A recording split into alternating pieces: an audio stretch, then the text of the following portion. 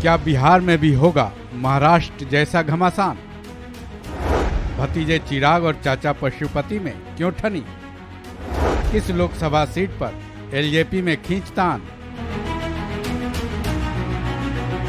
तकरीबन पिछले एक हफ्ते से महाराष्ट्र में सियासी ड्रामा जारी है। पहले अजीत पवार ने पाला बदला और डिप्टी सीएम बने, फिर एनसीपी को पूरी तरह से अपने कब्जे में करने की फिराक में है।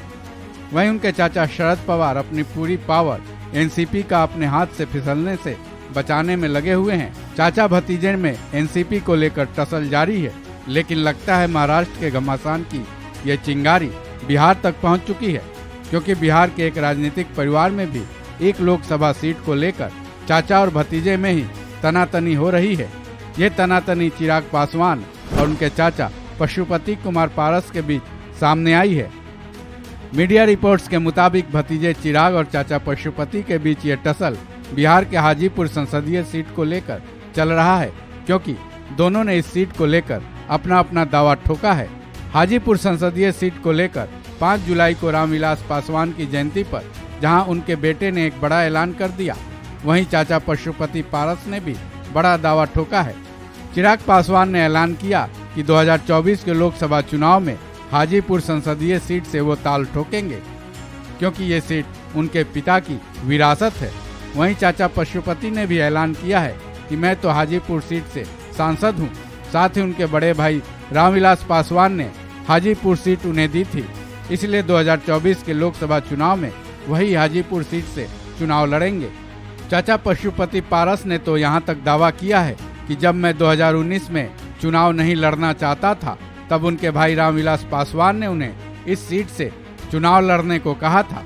साथ ही उन्होंने ये भी दावा किया है कि चिराग को उन्होंने हाजीपुर सीट नहीं दी थी, इसलिए अब तो मैं ही इस सीट का हकदार हूँ। हालांकि जब केंद्रीय मंत्री पशुपति पारस और चिराग पासवान के इस टसल को महाराष्ट्र में एनसीपी की हालत से तुलना कर सवाल किया गया, तब उनका जवाब था कि महाराष्ट्र में चाचा भतीजे की लड़ाई अलग है, वहीं बिहार में हम चाचा भतीजे की लड़ाई अलग है।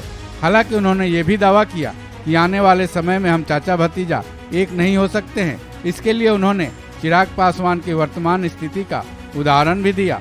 उन्होंने कहा कि चिराग कहाँ है, इसके बारे में उन्हें खुद भी पता नहीं है।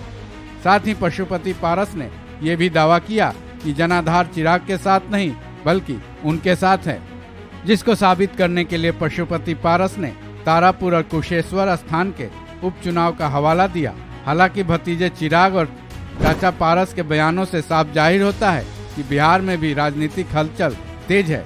ऐसे में बिहार के इस चाचा भतीजे की लड़ाई क्या मोड़ लेगी, इसका रुख शायद लोकसभा चुनाव के तारीखों के ऐलान होने के बाद ही सामने आए। इस खबर में बस इतना ही। बाकी अपडेट्स के लिए जुड़े रहिए वन इंडिया हिंदी के साथ।